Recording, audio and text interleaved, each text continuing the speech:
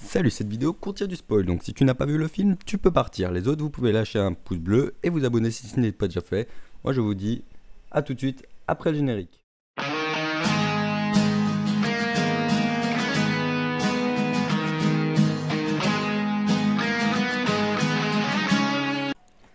Donc cette vidéo sera en deux étapes.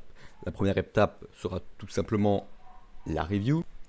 Et la deuxième étape, on part de 0 sur 20 et on augmente au fur et à mesure des points, des bons points du film, tout simplement.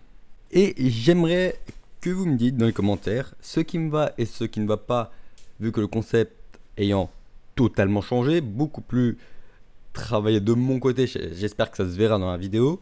Et comme d'habitude, hein, c'est complètement subjectif, tout ce que je dis, c'est mon avis.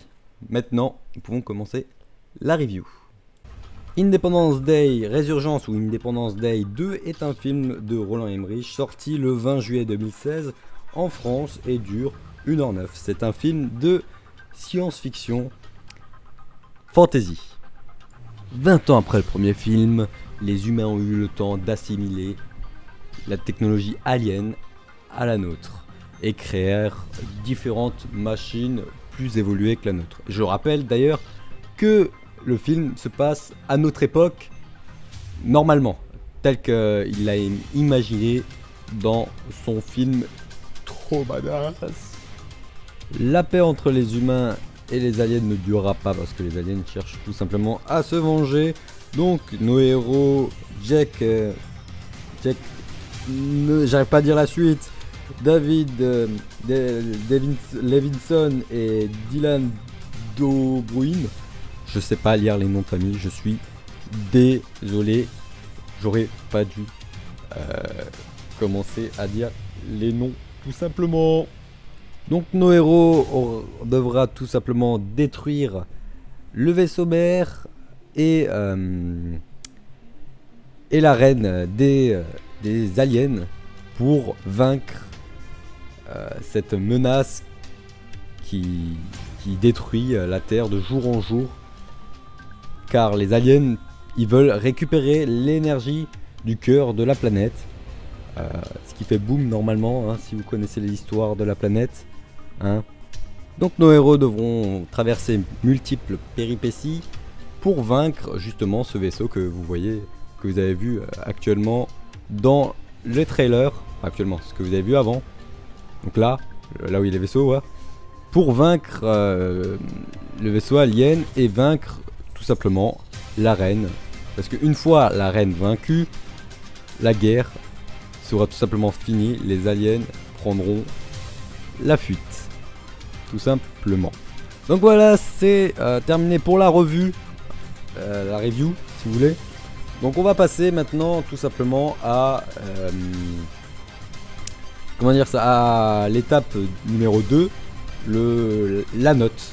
Donc on va différents points positifs pour donner la note finale. Donc ça va se passer à chaque fois que je vais dire un truc positif sur le film, ça va augmenter tout simplement. Le compteur que vous voyez actuellement à l'écran, il va monter d'un ou de plusieurs points selon ce que je préfère ou ce que j'aime pas. Et voilà, tout simplement. Commençons. 5 points. Pourquoi 5 points? Tout simplement déjà parce que c'est un film de science-fiction comme on les fait plus. C'est-à-dire que les seuls films de science-fiction que je connaisse à ce jour qui m'ont vraiment marqué, c'est tout simplement Star Wars. Quoi d'autre? Ces derniers temps, il n'y en a plus aucun. Par les Marvel, limite. Mais voilà, c'est vraiment à la limite. Et 5 points, ça les mérite en plus. Niveau destruction, alien, technologie, tout ça, c'est un paradis, c'est tout simplement un paradis, j'ai pas d'autres mots. Donc 5 points déjà pour ça. 4 points pour le jeu d'acteur parce qu'ils jouaient tous tellement bien et voilà, c'est pas que c'est rare, ça c'est plutôt normal, hein, je dirais, mais il y en a quand même dans certains, énormément de films, tu vois qui rentrent pas dans leur personnage et eux justement ils rentrent bien, surtout celui-là qui joue dans Jurassic Park, je connais pas le nom des acteurs, Et ceux qui l'ont joué dans Jurassic Park, c'est toujours une merveille de le voir à l'œuvre. Ça fait un moment qu'on le voit plus dans quasiment plus aucun film, récent en tout cas. Donc là, ça m'a fait plaisir de le voir. Surtout, c'est des bons acteurs. Et je rajoute un point parce que ils ont fait passer Will Smith pour une légende dans ce film. Il y joue pas, hein. Je sais pas si je l'ai déjà dit, mais il joue pas dans ce film. Mais ils l'ont mis comme une légende vivante tout simplement. Et ça a le mérite d'être bien, tout simplement. On monte à 15 tout simplement parce que les vaisseaux sont toujours démesurément grands. Les aliens sont super bien faits.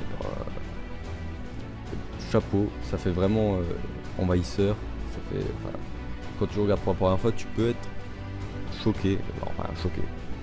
Pas vraiment choqué, mais on peut être surpris de l'apparence qu'ont ces aliens, tout simplement. On monte à 16, tout simplement pour son scénario qui vaut pas non plus énormément car c'est déjà été vu dans le précédent film. Les envahisseurs ils doivent se défendre et détruire le vaisseau. C'est pas exceptionnel non plus. Et je lui mets la note finale de 18 sur 20 car on se plonge quand même très facilement dans l'univers. C'est pas un univers qui est que pour certaines personnes. Moi j'y suis rentré d'en face très facilement. Bon, après j'ai vu le premier, j'ai adoré et tout ça. Bon, après je suis pas une référence non plus. Voilà, j'ai adoré. Je peux pas lui mettre plus parce qu'il y a quand même des défauts, hein. Tout bon film a ses défauts. Par exemple,